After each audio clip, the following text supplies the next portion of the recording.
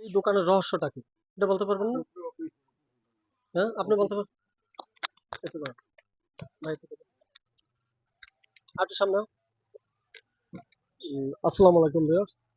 এই মুহূর্তে দাঁড়িয়ে আছি মির্জাগঞ্জ হযরত ইয়ারউদ্দিন খলিফা রাদিয়াল্লাহু আনহু মাজার। আমরা পিছনে যে দোকানটি আমরা দেখতে পাচ্ছি হযরত ইয়ারউদ্দিন রাদিয়াল্লাহু খলিফার দোকান।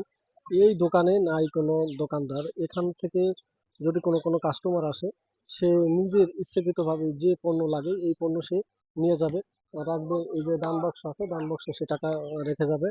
আর এখানে এই হযরত ইয়ারউদ্দিন খলিফা রাদিয়াল্লাহু যুগ ধরে এই দোকানটি প্রচলন হয়েছে। তবে আমরা জানবো এখানকার মানুষের কাছে এই দোকানটার রহস্য কি? এদিকে আসুন।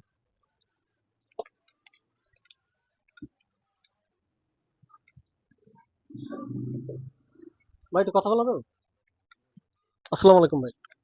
আ আপনি কি একজন ক্রেতা? কিছু নিতে আসছেন না এই জায়গায় ব্যস্ত আছেন?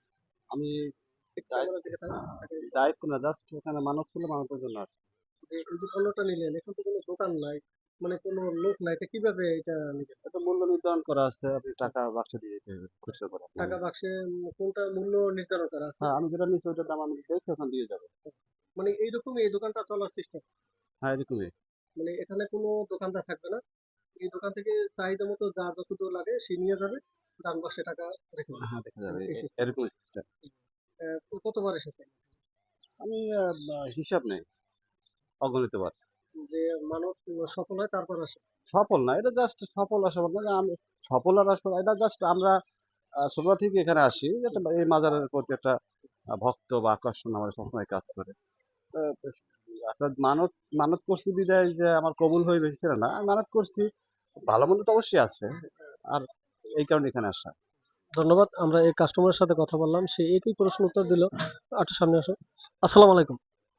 কাকা এই দোকানটা কত বছর ধরে এখানে? কই করলেন? এটা বলতে পারবেন?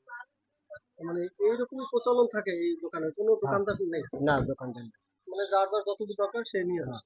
তার চাহিদা নেই। দর্শক আমরা এখানকার মানুষের সাথে কথা বললাম। তাদের একই দাবি। এখানে কোনো দোকানদার নেই। তাদের চাহিদা মতো যা যতটুকু পণ্য লাগে সে নিয়ে যাবে। আর আপনার এখানে দান বক্স আছে, দান বক্সে মালামাল রেখে যাবে। আমরা আরেকটু জানবো এখানকার পাশে যে দোকানগুলো দেখতেছেন এগুলো খুব সুন্দর। হ্যাঁ, আচ্ছা রাখুন।